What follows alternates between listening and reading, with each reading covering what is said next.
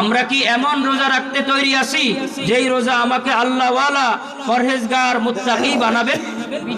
তৈরি আছি ইনশাআল্লাহ? ইনশাআল্লাহ।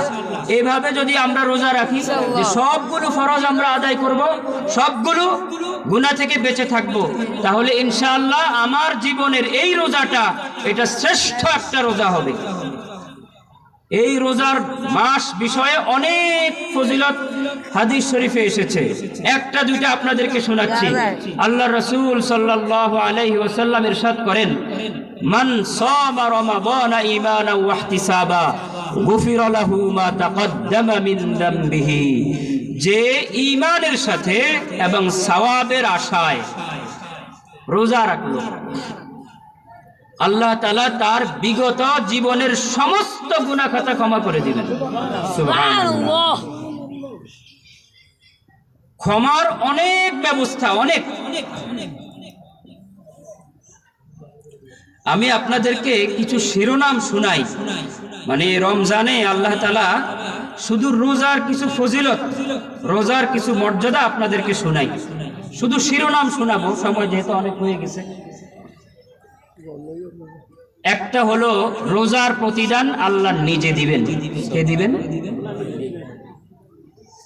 একজন এমপি যদি বলে যে তাকে যা দেওয়ার এটা আমি দিব, এটা কেমন হবে? একজন মন্ত্রী যদি বলে তাকে যা দেওয়ার এটা আমি দিব, কেমন হবে? এক সৌদি প্রবাসী তিনি চলে আসবেন, তার মালিক বলেছে যাওয়ার সময় আমি তোমাকে কিছু দিব। কিছু দিব, কত দিয়েছেন? এই পরিমাণ দিয়েছেন যে সে ঘর বাড়ি সবকিছু করেছে, এরপরে বাচ্চাদের পড়াশোনাও শেষ হয়ে গেছে। সুবহানাল্লাহ। একজন দুনিয়ার মালিকের দেওয়া যদি এমন হয়, আল্লাহ যদি বলেন আমি নিজে দিব, আস-সাওমু লি ওয়া আনা আজজি বিহি, তাহলে এটা কেমন দেওয়া হবে বলেন? আল্লাহু আকবার। আল্লাহ তাআলা আমাদেরকে হক আদায় করে রোজা রাখার তৌফিক দান করেন। আমিন। আল্লাহ খুব সহজ করে দেন আমাদের জন্য। আরেকটা হাদিসে আল্লাহ রাব্বুল আলামিন বলেন, হাদিসে কুদসিতে আল্লাহ তাআলা স্বয়ং রোজাদারকে পানি পান করাবেন। সুবহানাল্লাহ। আল্লাহু আকবার। এবং হাদিসে এটাও আছে, মান শারিবা লাম ইয়াজমা আবাদা, সে আর কখনো পিপাসার্ত হবে না। সুবহানাল্লাহ। আমি শিরোনামগুলো যদি শুনাই তাহলেও অনেক সময় লেগে যাবে। রোজাদারদেরকে আল্লাহ রাব্বুল আলামিন জান্নাত দান করবেন। হযরত আবু উমামা আল বাহিলি রাদিয়াল্লাহু তাআলা এসে বললেন যে ইয়া রাসূলুল্লাহ, আমাকে এমন একটা আমল বলে দেন যেটা আমাকে জান্নাতে প্রবেশ করাবে।